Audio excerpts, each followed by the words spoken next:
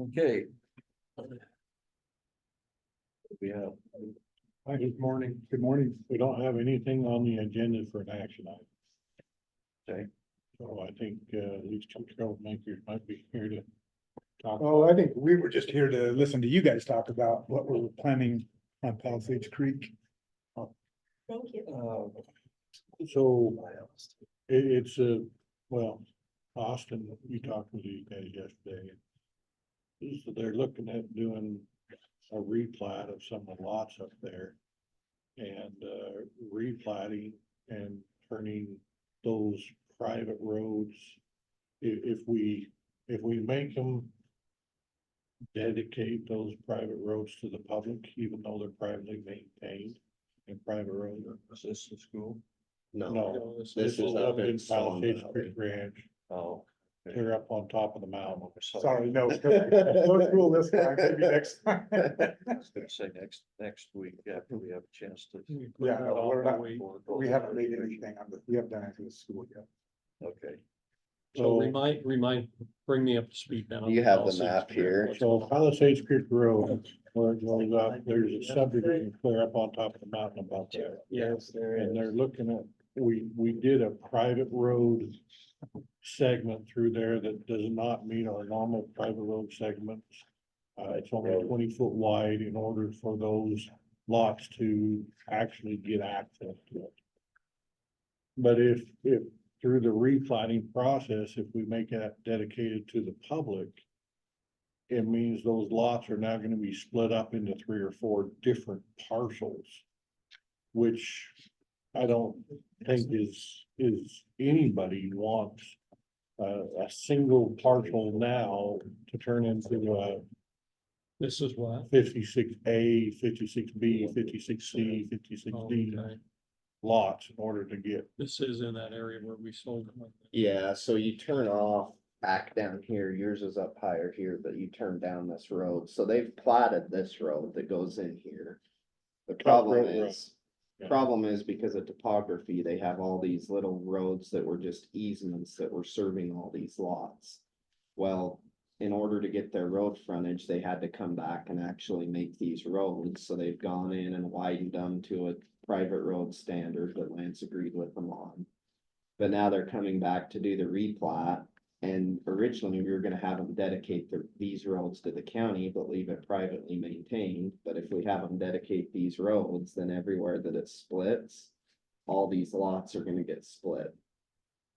Because the road, so does that make sense? So like here, you'd have lot 56A, 56B, 56C, you'd be creating 4 lots because of how the road splits that.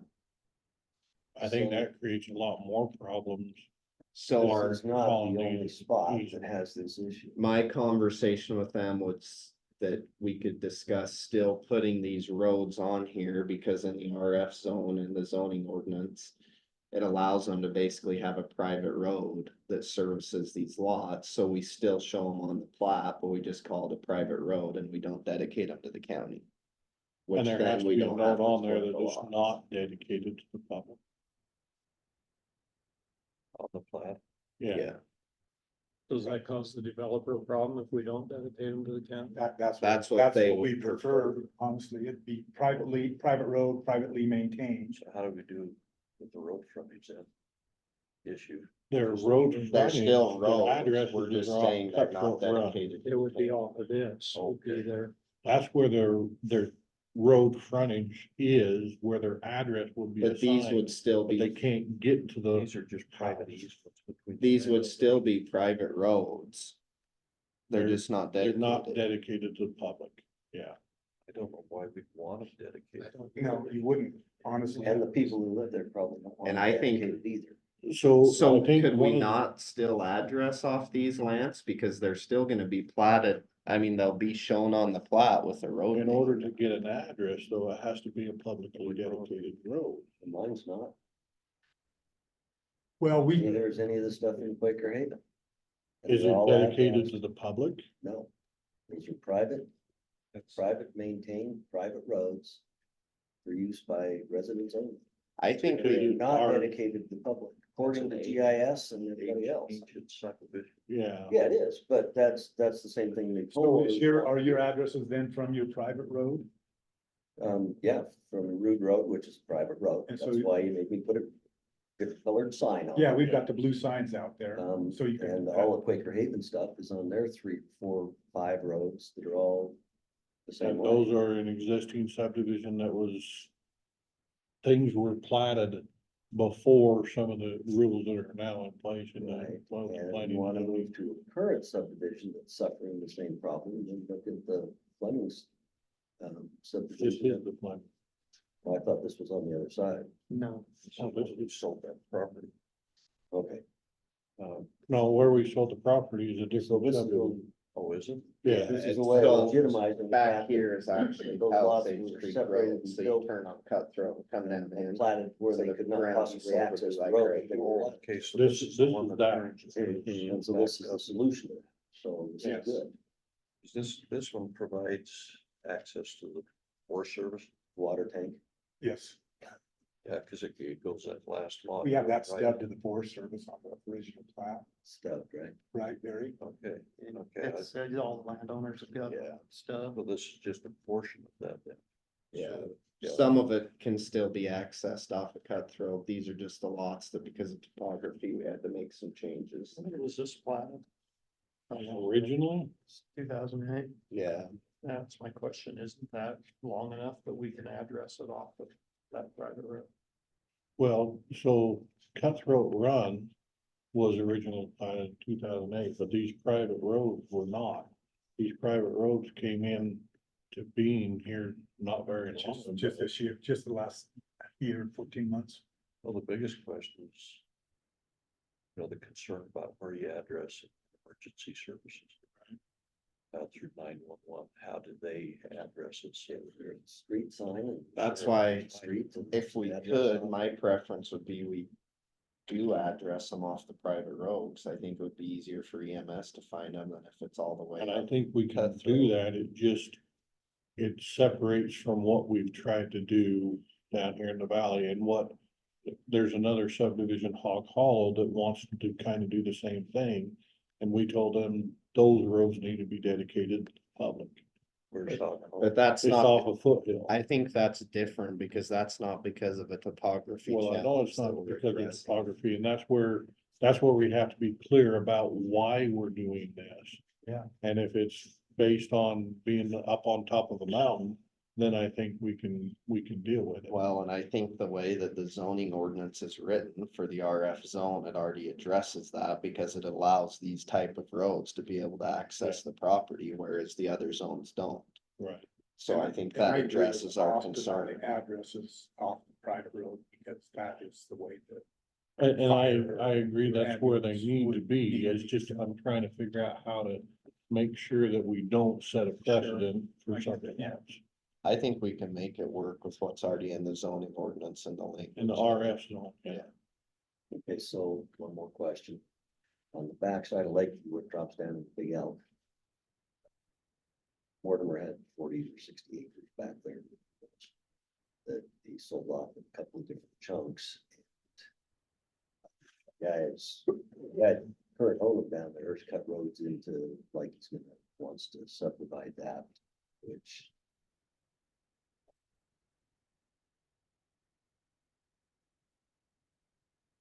So the road would have to be built to a standard, yes? Yes, That's all I in order. That's to all I needed. Apply it, yeah, I think we built to a standard. Yeah, gotta have somewhat of a safety standard. Yeah, And that's what we did on this. That's why Lance worked with them and came up Well, I've with been the up on 20 the feet and the road- road spec and all that kind of stuff, so. So what's the question for us? We just wanted to get it before you, because we're getting ready to get this plat submitted, so we wanted to make sure we had all our ducks in a row before we submitted it, and it was an official submittal. I don't know which one, yeah. Does you guys do the addressing? Yeah. Maybe check with 911. On how to put those in there. 'Cause they're the Well, ones that- we'll base it off of the names of those private roads. Okay. And we'll base it off the length of on the road from off of Cutthroat Run, so.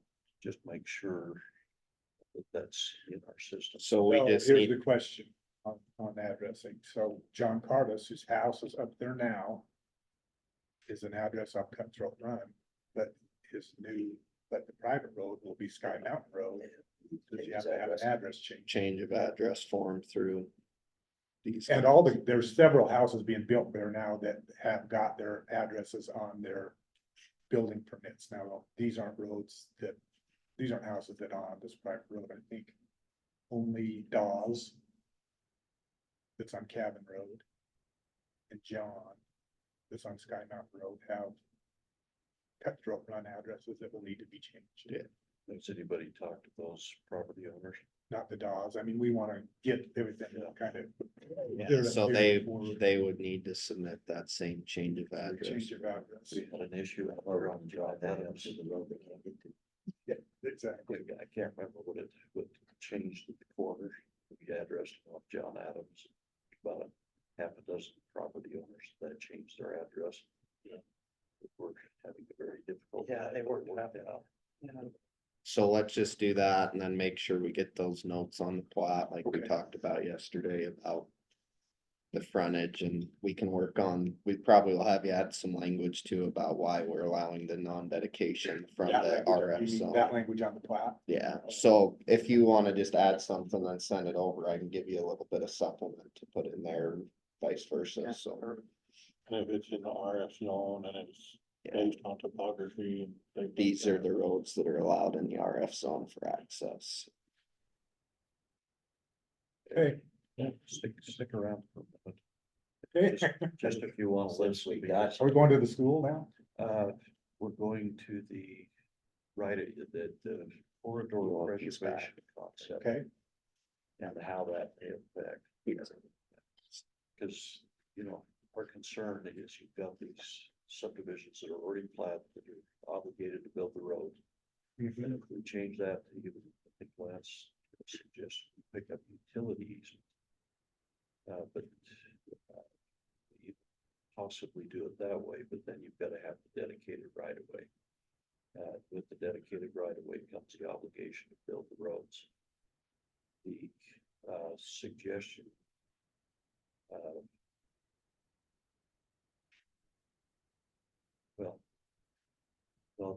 If we're gonna go to a change of policy on the corridor preservation, one suggestion Austin has had is that when you do a master plan, you dedicate and take that obligation on to build the road. Even though you haven't platted that area, but it has to be the easement dedicated, and then we don't get into this problem that we're running into with power poles. I think that we'll look more towards a change in policy that basically like where they master plan this whole area and we have a new master plan. That it's not by division that you build your road frontage, you're required to build everything that's part of that master plan at the beginning of the development. that's a great policy. Because then you're not back to this thing of they come in and build absolutely everything except for the last two divisions that border 65th or 49. And then you get all the houses in there and then they come and close down the whole road to finally do their road improvements. You're getting the infrastructure in before the development ever happens. So they'll do it initially with the first phase. But this is a tweener, because you're right in between. Right, so the county or the school district now has, we did some cost estimates for the road and the cost for moving poles. We have we estimated 5 poles, but anyway, we gave the school district the cost estimate to do that.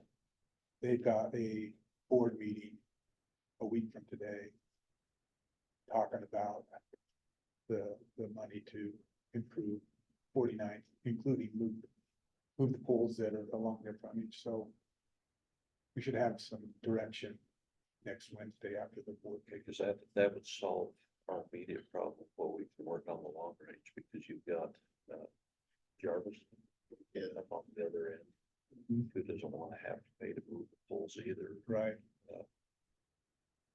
But you've got to hold everybody to the same standard. right. Across the whole county. Yeah. for sure. I think, In the long term in the future, this takes care of an issue that we've struggled with. Bumped up against every time. Yeah, because you're doing it in piecemeal. You know, there's some even, now the city of Bonneville Falls is down now on 65th with Rockwell. Which they didn't annex the road, but they have the obligation to improve that road, but that's the last development they do. And I don't know if we would require that of all of our surrounding partners where they would tie that into part of the access permit. I think it needs to be there, I mean, well, this Ivywood one is where it had that subdivision right against 65th South, and then they went clear back around and got all this other ground without doing on 65th South. Anyway, I guess the request is come up with a policy that would make that work for us to approve. and I talked with Lance a little bit too, or sent him an email a couple weeks ago. I think with that, we need to kind of go over, and I know Lance already has some standards in his stuff for traffic study, but just require that as part of the master plan also, and then basically it will be whatever improvements that traffic study says you need to do, that's what's done as part of the initial development. We're gonna get some pushback from developers though, because, I mean, they use all those pre-sales in order to fund the improvements they've got to make. And so it's gonna hit them up front instead of on the end. But it's no different than the city of Idaho Falls requires them to pay their impact fees all up front, which cover all of that. Well, that's true. So we're just requiring them to build the infrastructure all up front, and they're gonna have to learn how to recoup their money the other way. You recoup it by starting from the front, and working the back instead of from the back, Yeah. working front. Yeah. See, it just change, that's the way it should be. That's just the way it should be. It's, I think for a long time, in a way, the way that we've done it, we've kind of catered to them a little bit to allow them to get the money to then build the improvements, and it's just gonna have to be a change in policy that they know how to financially operate based off of that.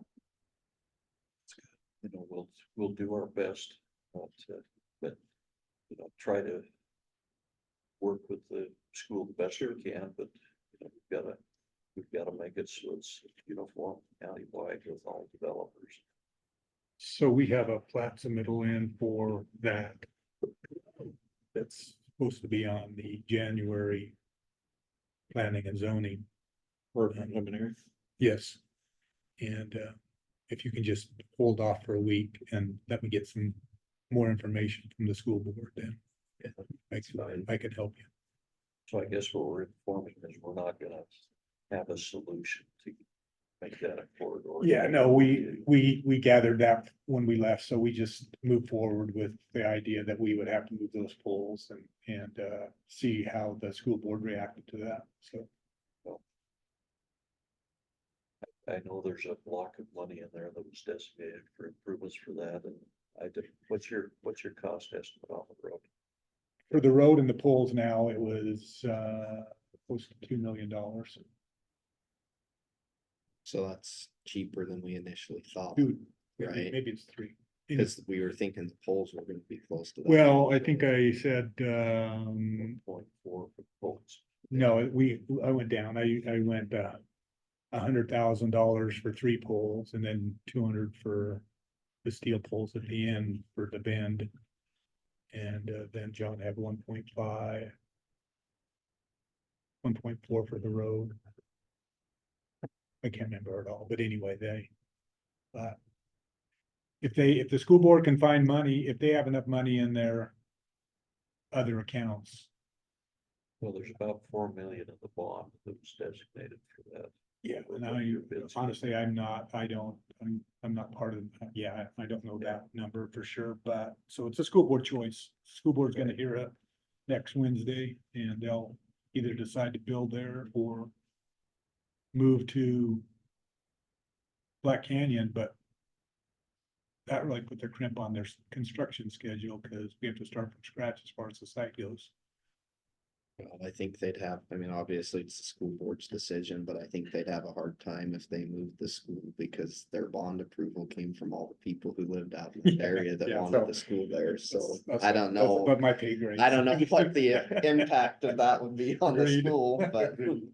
Well, the impact would be they'd have to provide different busing. because Yeah. that was- that- so no Bus bus. to walk to school. Anyway, anyways, we'll work with you how Yeah, we yeah, can. so that's where we are. Next Wednesday, the board meets at their regularly scheduled meeting. I thought they were gonna try to schedule an emergency meeting, but not so. So Wednesday is their regularly scheduled meeting, and then we'll see what happens after that. Well, let's Okay. just send me this stuff over once you've got it done, we'll kind of make a little tweak to the language, and we can get it submitted, so. Okay, perfect. Thanks, Barry. Thank you all for your time. Thanks, Jeff. Okay. And I discussed road closures a little bit. yeah, just Yeah, you want me to take care of what are what they, they first? what are you guys here for? Listen to listen. Okay. That's fine. Great. Road closures, yeah. I wanted to talk a little bit about that, Blacktail Road, you know, and I know you and I spoke yesterday. It's just, I expressed to you yesterday, it's uncomfortable to me to be closing a road without a good reason. I think all the other road closures you did on 115th and Kep's Road and all that, there's a good reason because we got snow up high, right? And, you know, we've got. Well, we had a lot of drifting across that one on Blacktail too, there for a little while. It was drifted across pretty good. It just. At the it time when melted you out. decided to make. Yeah, at the time when we decided, I showed you the pictures of all the drifting across that road out through there. So there was a good reason, but it's melted since then. I don't remember that. Was that in a meeting? That was in this Yeah. meeting, wasn't it? I do remember you showing the pictures. I didn't Is there remember. any- exactly. Is there any room for flexibility? I don't think it's gonna happen like this every year. I- Else. and open it The back up. flexibility is there. It's just how much time and effort does it take to close it or open it back up and then close it back down again, and How much time does it take? it doesn't, If you just move the barricades. on the to on side. Blacktail Road, on one road, it doesn't take that much time. But if we're talking about all the road closures, there can be Whine a about s- cats. a subsequent- I think, My concern is you close the road and then the sheriff's office allows them to drive around the barricade for a month. when It that, kind of yeah. takes away the credibility of us closing it. Then they feel like they can drive around any barricade anytime, you know? and I don't know why the sheriffs would let them drive around. they don't let them, they just don't Don't enforce have it. somebody 'cause they who'll don't set have up Which- there and watch. Which I think they're uncomfortable enforcing a barricade on a road when there's no reason. And the other Barricades difference there. in this is it's a winter recreation area. You know, that they go fish on, It's a year-round fishing. It's a destination, yeah.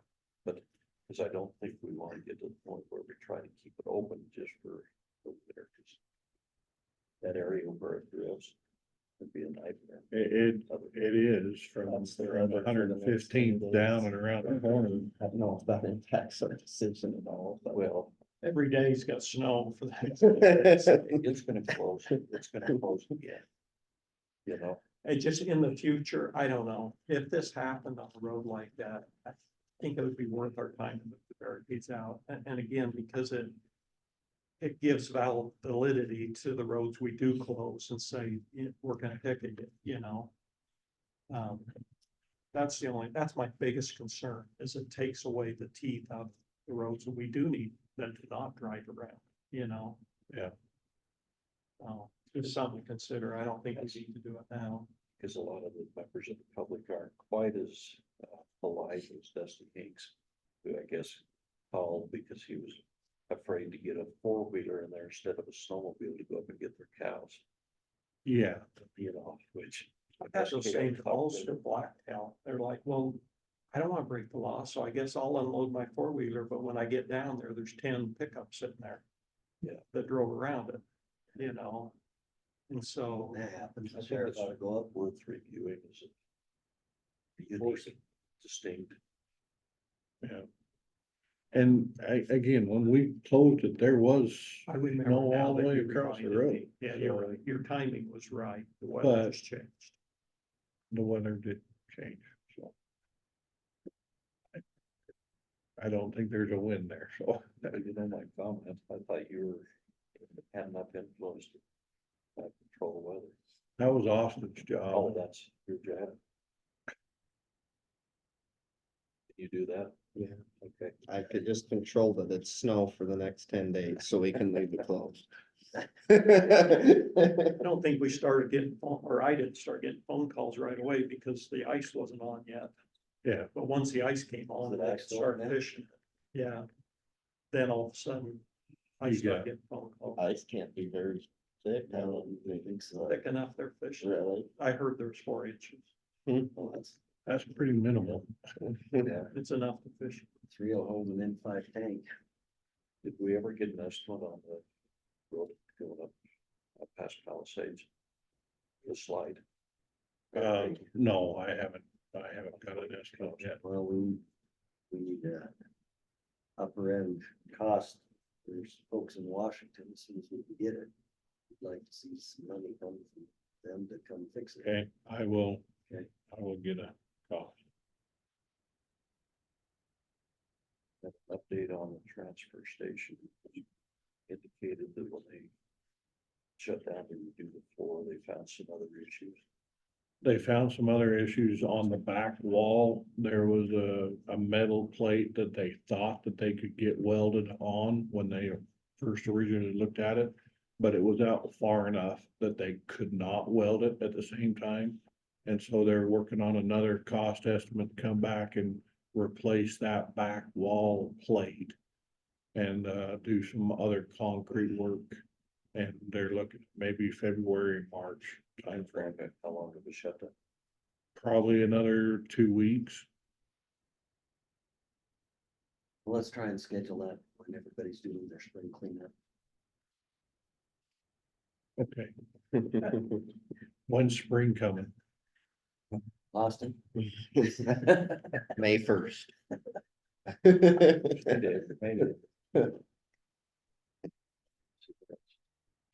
Oh, but you said one of the other compactor was having issues, did you? So we've got 2 compactors and we are having issues with the one of them with the electronics. And it is not functioning as well, so Blair is working on getting some cost estimates for coming in and possibly replacing the electronic portions of those. With the compactor and I don't know what those costs would be right now. You know what the cost of a compactor is? Ballpark? Ballpark, probably $800,000. 800, yeah.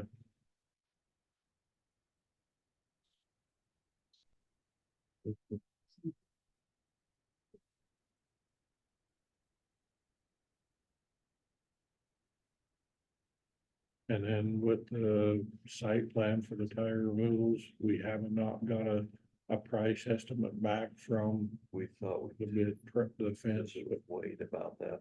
Okay, You want to come up, Wade? Over fire marshal. Sorry, I didn't catch what you said. Oh. Sorry, I was a little late. It's on that permit to get the extension to be able to store tires. Oh, yes. Tire storage area. So that one, sorry, let me jog my memory. That one Larry thought he had reviewed. Let me. Fire Yeah. marshal was requiring a 6-foot privacy security fence. Okay. You're estimating the cost of that because the ladder lock would be well, 70,000. I was estimating probably $100,000. We're supposed to be getting an estimate from the fencing company today or tomorrow. And where that's, I know it's not the type of security fence, but this was what, 6.5 feet? 6 foot minimum And razor. blade slats top. with, yeah, that's what was considered a security fence, so. To you know, I mean, our pitch would be you're basically securing one side before we store junk to the other side of where we store junk. Yeah, sorry, I'm Costs not about prepared on this one, commissioners. Let me follow up and get back to you. if Yeah, that's just to see if there's potential, like, cause all we're looking for is a little extra room to satisfy DEQ. Yeah. We've already, I Okay. guess, made progress, got about We- a third of the excess. tires. Well, we've hauled out over 160 tons of tires now. But there's still quite a few left. I'll talk with Dwayne on this. Yeah, sorry, I don't. That's hard tire. Otherwise, I think we just quit. Yeah. taking them. Yeah. I don't, Well, I'm not gonna put up a fence, so I think we quit taking. yeah, unless we can get it, as soon as the EQ comes back, yeah, and says you have to solve this immediately. They're working with us sometime, but it takes time. And, this is to satisfy the EQ's concern with the extra tires. And how much did you say out of there? How many tires did you say? 160 tons. We've hauled out that much. Yeah. How many tires a ton? What's that? How many tires a ton? Approximately what, 200 to 300? Something like that. No, it can't be that much. What was it? We're charged $200 a ton to take it down to Liberty. And we get paid, I think we get paid like $4 a tire, and right now we're just about breaking even with the amount that we charge for taking the tires and what we pay to have them taken away. So How many more do you think is there? You have left? there's probably at least another 200 or 300 tons. Well, I mean, that's one of the problems. The other part of the problem is that's such a fickle market west that sometimes we still may overlap, so it would be to our advantage to get them in a shot, but that's cost prohibitive for just extending what's already I there. think that was the only condition left was the fence. So why? I'll talk to Dwayne on that. Expired. I guess I don't understand the reason for razor wire slats. Keep animals out, probably, I don't know. Yeah, Because you don't want the people that escape from the Right. jail over the razor wire to get Yeah. in there over the razor wire. Yeah, I don't know.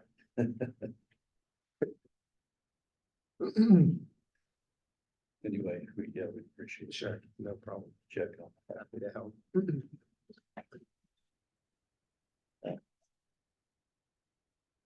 You got anything else?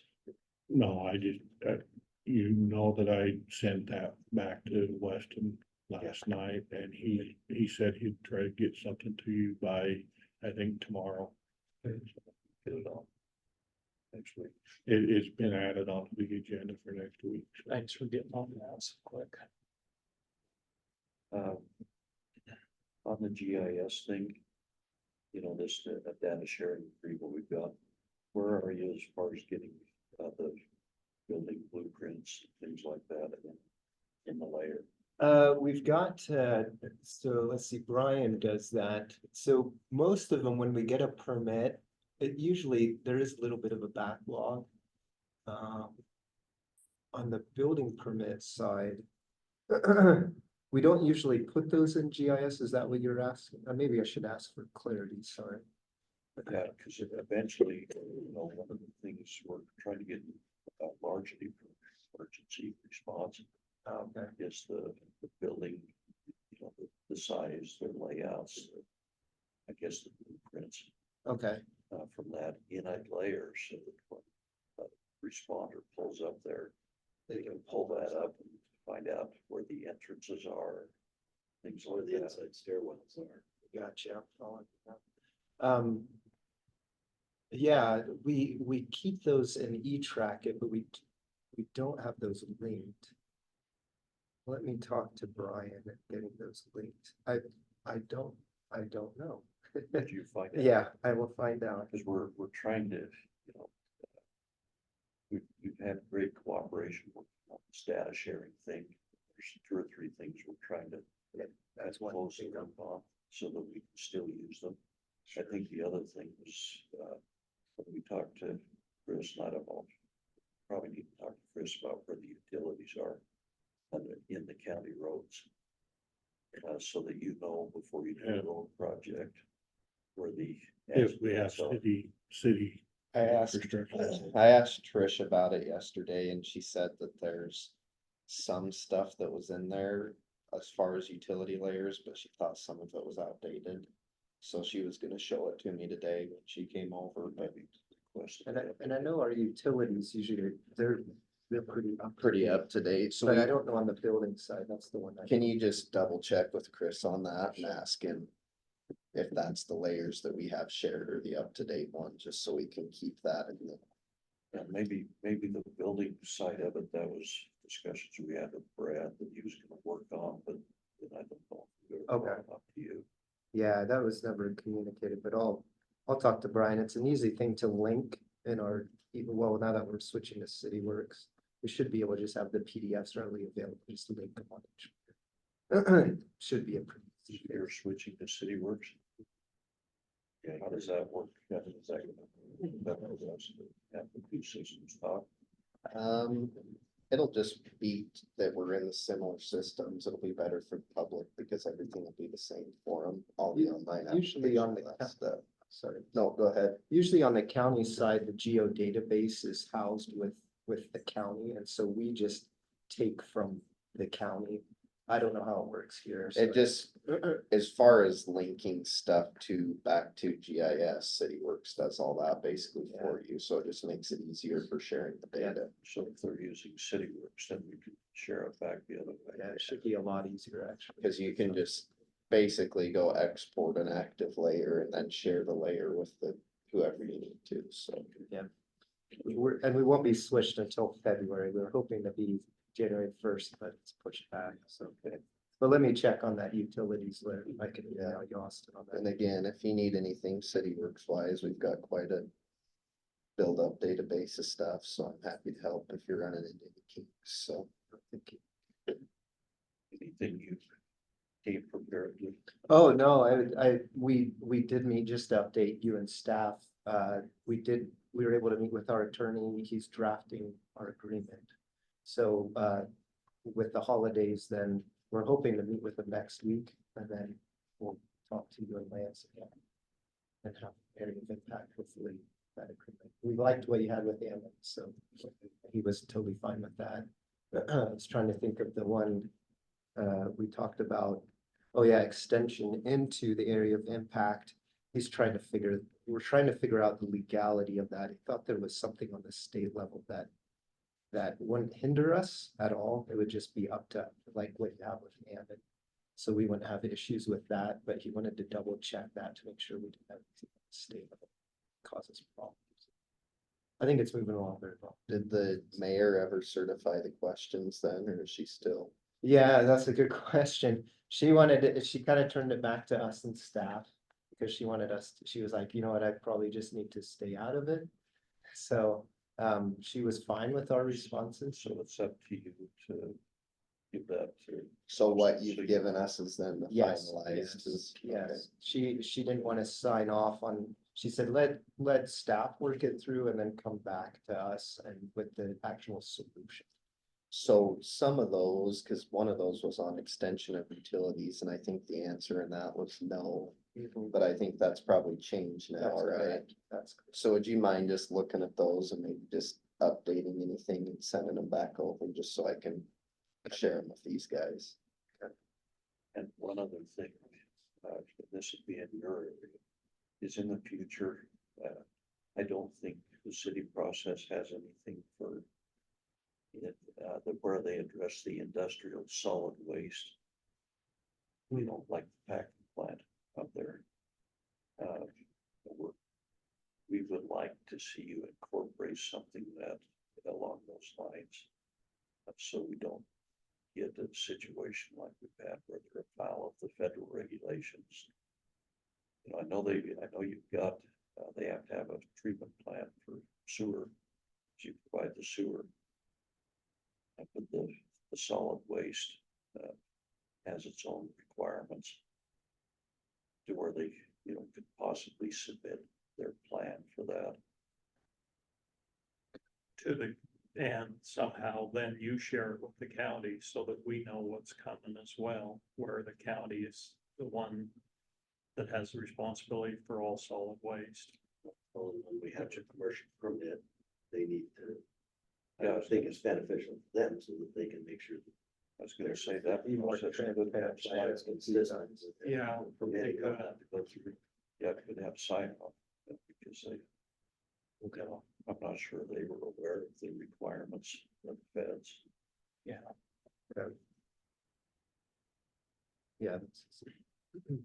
Then let me get those question responses back to you.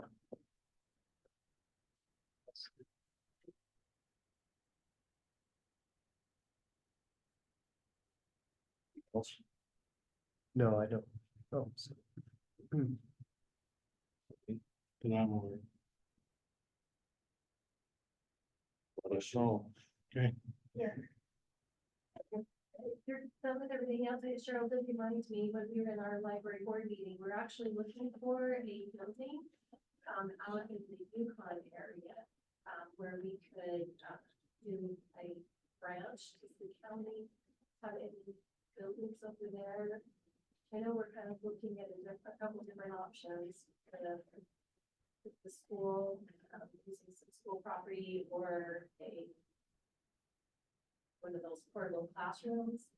But I thought while I was here, I'll just throw that out, see if you were aware of it, or. Where the county building out or property.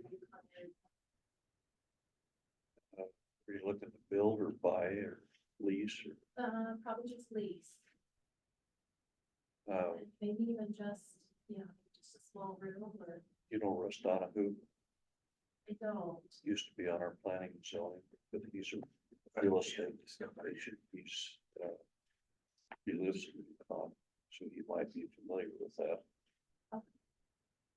He's no longer on PNC, but He would know every Yeah. piece of property out there. That's a good idea. here's the number.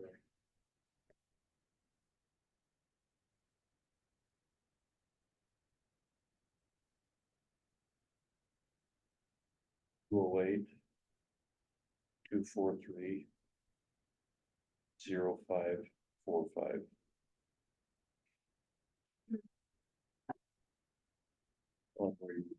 You take him because he's the king of Newtown. I will. How's the library district doing? Kind of give us an update of how it's working. Fabulous.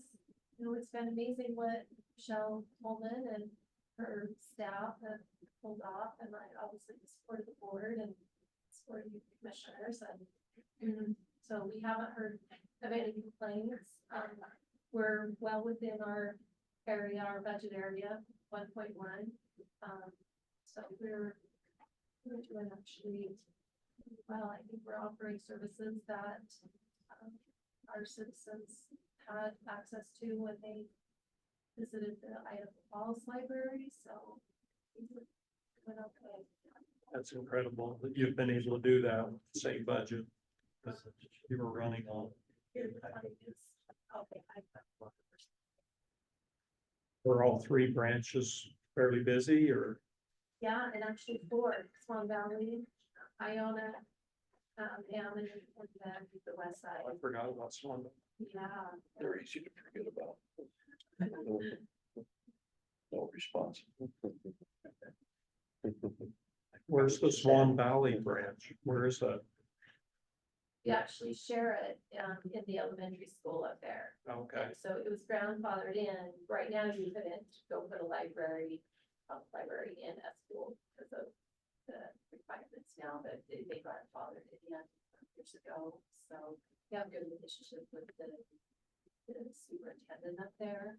So we're on good footings now with all of them, especially I own the city council. So